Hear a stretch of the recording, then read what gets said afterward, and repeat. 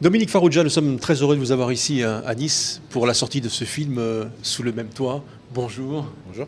Quel a été le starter finalement de cette histoire? Qu'est-ce qui vous a donné envie de raconter l'histoire de ce couple qui souhaite se séparer? Un papier dans Libération qui explique que beaucoup de couples qui divorcent, parce qu'ils ne veulent pas se séparer, ils divorcent, et ils divorcent vraiment, n'arrivent pas justement à se séparer, c'est-à-dire à aller vivre dans chacun un appartement, parce qu'ils n'ont pas assez d'argent. Et c'est parti d'un cas, d'un fait social, et voilà, ça a cheminé longtemps dans ma tête, j'ai essayé d'en faire une comédie avec mon co-auteur. Voilà. Alors, ils ne se quittent pas vraiment, ils vont cohabiter, mais ça va être c'est un peu difficile. Hein. C'est un peu compliqué. Quand on divorce, c'est qu'on n'a plus envie de vivre ensemble à la base. Donc revivre ensemble alors qu'on est divorcé.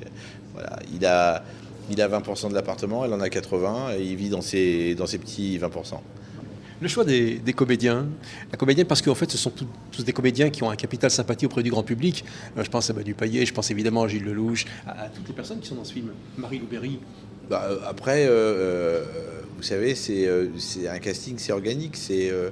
On a envie d'une personne, puis d'une autre, et puis après, on a envie on propose des choses, et puis les acteurs acceptent gentiment de venir faire, surtout Marie-Lou et Manu, des petites choses, alors que ce sont des acteurs qui ont des premiers rôles d'habitude, mais ils avaient envie de venir faire quelque chose de sympathique avec moi, et je les en remercie. C'est très important. Louise Bourgoin m'avait raconté que vous aviez fait votre demande par SMS en signant l'ex. Non, j'ai répondu, j'étais comique à la fin du XXe siècle, et ça l'avait fait rire. Les personnages principaux portent les noms d'Yvan et Delphine. Est-ce que c'est un clin d'œil à l'un de vos premiers films? Exactement, j'avais pas du tout envie de faire une suite, j'avais juste envie de me dire, si Delphine et Yvan, 20 ans après, étaient encore là, qu'est-ce qu'ils feraient? Ils se seraient mariés, ils auraient eu 2 enfants et ils auraient divorcé. Voilà, c'était une vision un peu noire, mais c'était cette vision du film. Impossible de vous avoir à nos côtés sans parler évidemment des Nuls et de cette très belle époque. Et cette Côte d'Azur, vous avez tourné pas mal de films ici, et celui qui était tourné à Cannes, La Cité de la Peur.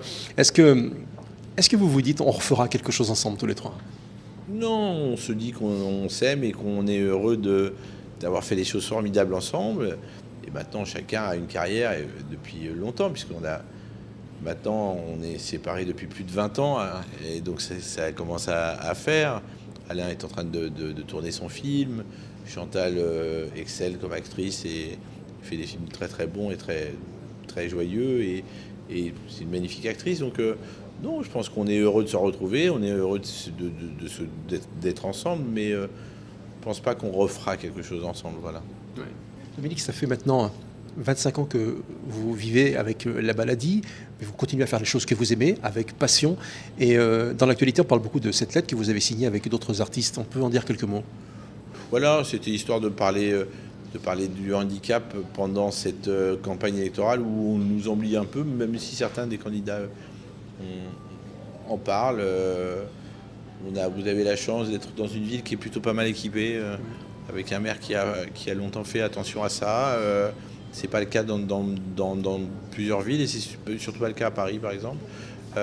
Non, puis c'est d'avoir plus d'accueil pour les enfants handicapés, plus d'assistants de vie scolaire, plus de respect pour les handicapés de toutes sortes. C'est ce qu'on manque, voilà, de les garder dans la vie et pas hors la vie. Voilà, on partage plusieurs valeurs avec des gens comme Philippe Croizon ou Grand Corps Malade, pour citer eux en particulier, que je connais mieux que les autres.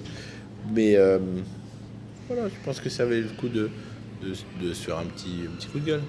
Merci d'être avec nous ici à Nice, et puis bravo pour ce film. Merci mille fois.